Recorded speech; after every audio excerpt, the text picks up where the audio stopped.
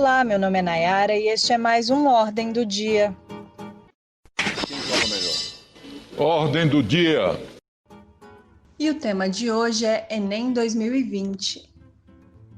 O Exame Nacional do Ensino Médio é uma prova aplicada anualmente pelo Instituto de Estudos e Pesquisas Anuais Anísio Teixeira, o INEP, que é uma autarquia do Ministério da Educação. Criado para avaliar a qualidade do ensino médio no país, o Enem é hoje um dos principais sistemas de acesso de estudantes a instituições de ensino superior de todo o Brasil. Neste ano, porém, o surto de coronavírus aqui no país obrigou as escolas públicas a suspenderem as aulas. Enquanto isso, grande parte da rede privada conseguiu se adaptar e adotou métodos de ensino à distância. Com o apoio de entidades educacionais e organizações políticas, estudantes do ensino médio iniciaram um movimento pelo adiamento do exame.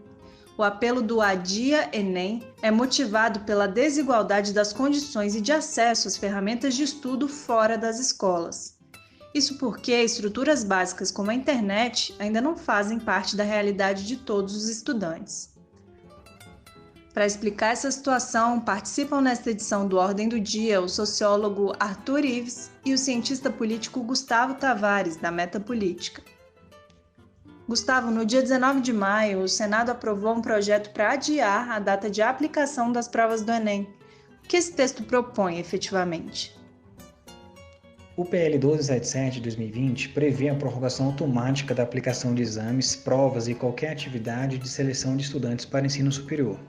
Esse texto, de autoria da senadora Daniela Ribeiro, do PP da Paraíba, foi aprovado por 75 votos a 1. O único senador a se manifestar contra o projeto na sessão foi Flávio Bolsonaro, do Republicanos do Rio de Janeiro. Entre as principais alterações feitas pelo relator da matéria, senador Exalci Lucas, do PSDB do DF, cabe destacar a especificação de que a proposta vale apenas para a edição de 2020 do Enem. Essa mudança foi sugerida pelo senador Jean Paul Prats, do PT do Rio Grande do Norte.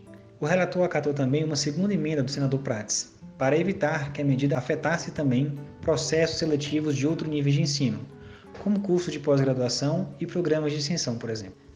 Por sugestão do senador Jaime Campos, do Democratas do Mato Grosso, o senador Exalci também incorporou ao texto a previsão de que o Enem só seja retomado após a volta das atividades de ensino do ano letivo de 2020. Isso inclui também o período de inscrições para o exame. Outro detalhe importante sobre a votação é a incorporação parcial do projeto de lei de 2020 dos senadores Jean Paul Prats e Paulo Paim, do PT do Rio Grande do Sul. Esse projeto, que estava pensado à proposta da senadora Daniela Ribeiro, prevê que as provas do Enem não poderão ser aplicadas antes que termine o ano letivo das escolas públicas que oferecem ensino médio. O senador Exalci destacou que a aplicação do Enem antes desse período seria injusta para os alunos da rede pública, que tiveram apenas 2 meses de aulas até agora, em comparação com os participantes que já concluíram o ensino médio. Após esse resultado no Senado, o ministro da Educação, Abraham Weintraub, propôs um adiamento de 30 a 60 dias na data das provas. Ele escreveu no Twitter: "Diante dos recentes acontecimentos no Congresso e conversando com líderes do centro, sugiro que o Enem seja adiado de 30 a 60 dias. Peço que escutem os mais de 4 milhões de estudantes já inscritos para a escolha da nova data de aplicação do exame." Também pelo Twitter, os presidentes da Câmara e do Senado comemoraram a notícia. Rodrigo Maia publicou: "O adiamento do Enem é uma vitória da mobilização da comunidade da educação, principalmente estudantes e professores da rede pública. Agora, teremos mais tempo para reduzir desigualdades no ensino trazidas pela pandemia." Davi Alcolumbre, por sua vez, tuitou: "Vitória dos estudantes brasileiros, principalmente da rede pública de ensino. Após o Senado ter aprovado o projeto para o adiamento do Enem ontem, o Ministério da Educação confirmou hoje que as provas acontecerão em novas datas, com previsão de 30 a 60 dias após divulgado em edital. O projeto aprovado no Senado ainda precisaria passar por análise dos deputados na Câmara. O desfecho dessa tramitação, no entanto, depende agora de o MEC cumprir o adiamento e de esclarecer como isso será feito." Mas antes disso, os apoiadores da campanha Adia Enem já haviam tentado de outras formas prorrogar as datas, não é isso? Sim, essa mobilização vinha acontecendo principalmente através das redes sociais, como uma forma de pressionar o MEC a rever o calendário proposto. Os estudantes e entidades à frente do movimento também buscaram apoio por meio de petições virtuais e abaixo-assinados, que são maneiras informais de impedir a realização da prova. É importante lembrar que ações coletivas dessa natureza são formas legítimas de manifestação contra ou a favor de uma causa, mas elas não têm validade legal. Geralmente são usadas para alcançar apelo popular e induzir o poder público a tomar decisões em função da opinião pública. Portanto, tem um caráter de manifesto. A hashtag #AdiaEnem chegou a ser reproduzida por políticos e artistas que ajudaram o movimento a ganhar visibilidade, levando esse tema a ser pautado no Senado na última terça. Isso sem contar as inúmeras propostas pelo adiamento que estão em tramitação no Congresso. Antes disso, a União Nacional de Estudantes, a UNE, e a União Brasileira dos Estudantes Secundaristas, a UBS, haviam entrado com uma ação no Superior Tribunal de Justiça para que fosse determinado o adiamento do exame, mas essa tentativa foi frustrada. No dia 13 de maio, o ministro Gurgel de Faria negou o pedido, alegando que essa análise não é de competência do STJ, uma vez que a liminar se refere a atos do INEP e não do Ministério da Educação. O STJ, só para esclarecer, é o tribunal responsável por julgar processos contra atos de ministros de Estado. Outro detalhe que impossibilitou a apreciação do pedido, segundo o ministro Gurgel, é que o edital do Enem 2020 não foi anexado ao processo. Nesse caso, o edital seria considerado uma prova e por isso deveria acompanhar a petição inicial. Vale ressaltar que essa questão do calendário do Enem foi judicializada ainda em abril, na Justiça de São Paulo, no Tribunal Regional Federal da Terceira Região. A Defensoria Pública da União conseguiu obter uma liminar para que o INEP ajustasse o cronograma do Enem em função da evolução da pandemia no Brasil, mas a medida foi revogada a pedido da AGU. Como o governo federal se posicionou a respeito desse tema? Olha, o presidente Jair Bolsonaro admite a possibilidade de adiar o Enem. No mesmo dia que saiu a decisão do STJ, negando o pedido feito pelas entidades estudantis, ele disse que tem conversado com o ministro Weintraub e que, se for necessário, pode adiar um pouco, mas que a aplicação das provas tem que acontecer ainda esse ano. O presidente do INEP, Alexandre Lopes, já se manifestou na mesma linha de Bolsonaro. Ele declarou, há poucos dias, que a prova pode ser adiada, mas disse que é ainda uma discussão prematura e que a data não pode ser mudada várias vezes. Por outro lado, o Weintraub expressou em diversas oportunidades, em diversos meios de comunicação, que é contrário ao adiamento. Ainda em abril, ele publicou em seu Twitter o seguinte, abre aspas, cancelar o Enem será mais um tijolo na muralha do autoritarismo e construção. Sem expectativas, 5 milhões de jovens perdem um ano sem emprego, faculdades e presos em casa. Fecha aspas. Em uma sessão virtual com os senadores, no início de maio, o ministro defendeu a manutenção das datas e disse que o Enem não foi criado para corrigir desigualdades, mas sim para selecionar. Assim foi como o senador Otto Alencar, do PSD, reproduziu a fala do ministro. O senador disse ainda que, na sessão, Weintraub desconsiderou o fato de que parte dos jovens não tem acesso à internet. O Ministério da Educação, inclusive, lançou uma campanha para defender a validade das datas programadas para o exame. Um vídeo exibido em canais abertos de televisão, mas que circulou sobretudo na internet, pregava a superação, o esforço e orientava os estudantes a buscar diferentes formas de se preparar para a prova, justificando que a vida não pode parar. Depois da derrota no Senado, com a aprovação da proposta para adiar o Enem, o MEC voltou atrás em relação à manutenção das datas, como o Gustavo comentou aqui. Mas ainda em maio, Arthur, quando o Ministério não concordava em mudar o calendário, o Tribunal de Contas da União emitiu um parecer técnico no qual defendia o adiamento. Que efeito esse documento tem? Esse parecer foi elaborado pela Secretaria de Controle Externo da Educação, vinculada ao TCU, para orientar a decisão do ministro Augusto Nardes sobre o pedido de adiamento movido pelos deputados Edilvan Alencar e Túlio Gadelha, ambos aí do PDT. Por causa dessa análise, que acatou os argumentos apresentados pelos parlamentares, o ministro exigiu uma manifestação do INEP em relação ao tema. De acordo com a ação, a manutenção do calendário viola a igualdade de condições entre candidatos e a garantia de acesso aos níveis mais elevados de ensino. Como foi falado ao longo dessa edição, os defensores do adiamento do Enem estão atuando por diversas vias, e a decisão do TCU é um dos caminhos possíveis. Isso porque o INEP, sendo uma autarquia federal, deve seguir a determinação do Tribunal de Contas. Se a decisão for pelo adiamento, o INEP tem que acatar. Apenas para complementar esse assunto, vale destacar que o Ministério Público também se manifestou no mesmo sentido.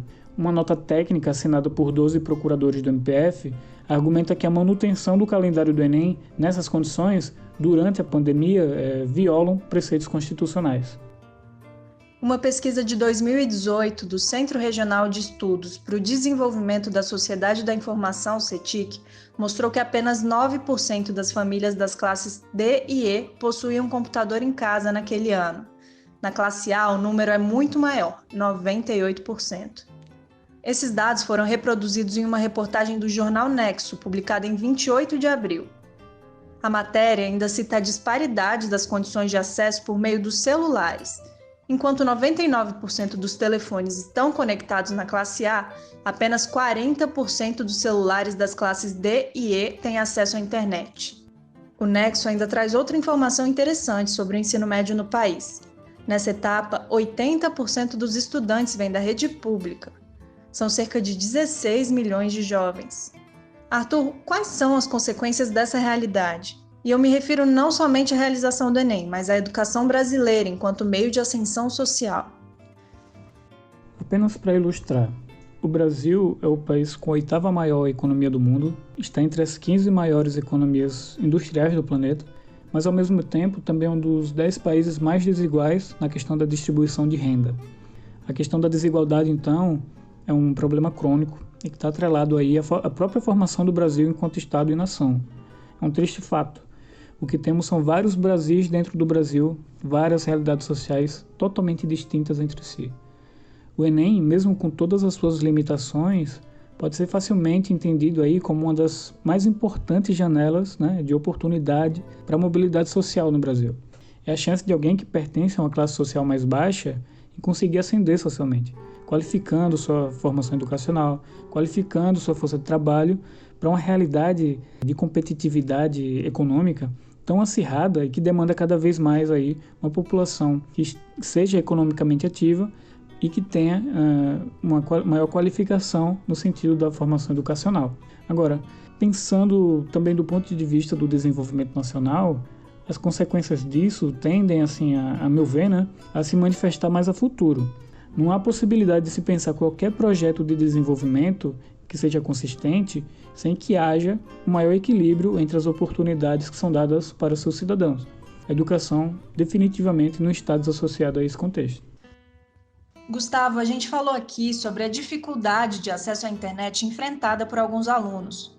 O INEP buscou alinhar essa realidade à tentativa de digitalizar a realização das provas com o Enem digital. É a primeira vez que a prova também vai poder ser feita pelo computador. Explica pra gente essa iniciativa. É verdade. O INEP inicia no próximo Enem uma transição do papel para o digital. Esta será a primeira aplicação do Enem digital, que vai então servir como teste para as próximas edições. Essa modalidade vai contemplar, por enquanto, 15 capitais. Pelo Enem digital, os estudantes ainda farão as provas em lugares previamente determinados, que requerem uma estrutura parecida com uma das provas convencionais, com salas, assentos e fiscais, mas desta vez serão feitas pelo computador. Para os alunos inscritos no Enem digital, apenas a redação continua sendo manuscrita. Segundo o INEP, essa versão de prova vai atender 101.100 participantes neste primeiro ano, e o número deve aumentar gradualmente até 2026, quando o Ministério da Educação prevê que as provas impressas poderão ser totalmente substituídas. A intenção é reduzir os cursos com impressão, modernizar o Enem e, claro, reduzir o uso de papel. Mas isso vai depender de como evoluem as questões abordadas pelo Arthur, além de um esforço para não ficar restrito às capitais e grandes cidades. O Enem impresso e o Enem digital vão ser aplicados em datas diferentes, por isso as provas também serão diferentes, apesar de manterem o mesmo formato e número de questões. O INEP também garante que o nível de dificuldade será igual. Até o dia 15 de maio, mesmo com esses impasses em relação ao calendário, o Enem tinha mais de 3 milhões de inscritos e quase todas as vagas do Enem digital já haviam sido preenchidas. Arthur, é sabido que o Enem é hoje uma das principais formas de ingresso nas universidades públicas do país. Mas nem sempre foi assim. Desde a criação do exame para avaliar a qualidade do ensino médio no Brasil até o modelo atual, que mudanças o Enem já sofreu? O Enem foi criado em 1998, como você disse, para avaliar a qualidade do ensino médio no Brasil. Para resumir as mudanças mais substanciais no Enem, a gente pode fazer uma referência a 2 programas principais que hoje são importantíssimos para esse que é o maior sistema de ingresso no ensino superior, tanto na rede pública quanto privada. O primeiro é o ProUni, que é o Programa Universidade para Todos, que foi criado em 2005. O ProUni oferece bolsas de estudos integrais e parciais em instituições de ensino privadas a estudantes de baixa renda. Mas podem se inscrever, tanto os estudantes que cursaram ensino médio na rede pública ou que foram bolsistas em escolas particulares, quanto estudantes com deficiência e professores da rede pública de ensino. O segundo marco do Enem é a implementação do Sistema de Seleção Unificada, também chamado SISU, ainda em 2010. É uma plataforma que concentra as ofertas de vagas das universidades públicas do país e seleciona os participantes pelas notas que obtiveram no Enem. Fora isso, o INEP firmou algumas parcerias com universidades portuguesas. Esses acordos, ampliados nos últimos anos, garantem que as notas do Enem sejam aceitas como forma de ingresso a mais de 50 instituições de ensino superior em Portugal. Assim, o Enem se consolidou nos últimos 20 anos como a principal forma de ingresso de estudantes ao ensino superior. E apesar do nome, é importante lembrar que ele não vale só para recém-formados no ensino médio. Qualquer residente do Brasil pode fazer o Enem. A taxa de participação de inscritos no Enem tem aumentado. No ano passado, por exemplo, 3,9 milhões de pessoas fizeram o exame. O número correspondente a 77% dos 5 milhões de inscritos, o maior percentual desde 2009. Por outro lado, vale também citar que ao longo dos anos, o Enem apresentou inúmeros problemas relativos principalmente ao vazamento de questões, entre outras falhas. Em 2019, pela primeira vez, houve erros de correção da prova e, dada a magnitude do Enem e com esse histórico de problemas, possivelmente haverá um aumento da pressão do Ministério em relação ao desempenho do INEP na aplicação das provas esse ano. No mesmo dia em que o Senado aprovou a proposta para adiar o Enem e o MEC anunciou o adiamento em até 60 dias, Abraham Weintraub passou a defender que os mais de 4 milhões de inscritos decidam sobre as novas datas. Segundo o ministro, os estudantes que vão fazer o exame podem opinar por meio da página do estudante, no site do INEP. Esse é um espaço virtual exclusivo para os inscritos e só pode ser acessado com a senha de cadastro individual. Lembramos a todos os interessados que, apesar das propostas de adiamento do Congresso e do próprio MEC, ainda não foram definidas novas datas para o Enem 2020. Portanto, fique atento ao site do INEP para não perder nenhum prazo. O link vai estar na descrição. E esse foi mais um Ordem do Dia. Se você gostou desse conteúdo, compartilhe e siga a gente nas redes sociais para acompanhar mais publicações. Todos os nossos canais estão abertos para tirar dúvidas e também para receber sugestões sobre o nosso podcast. Arthur e Gustavo, obrigada pela participação. A você, obrigada pela audiência e até a próxima.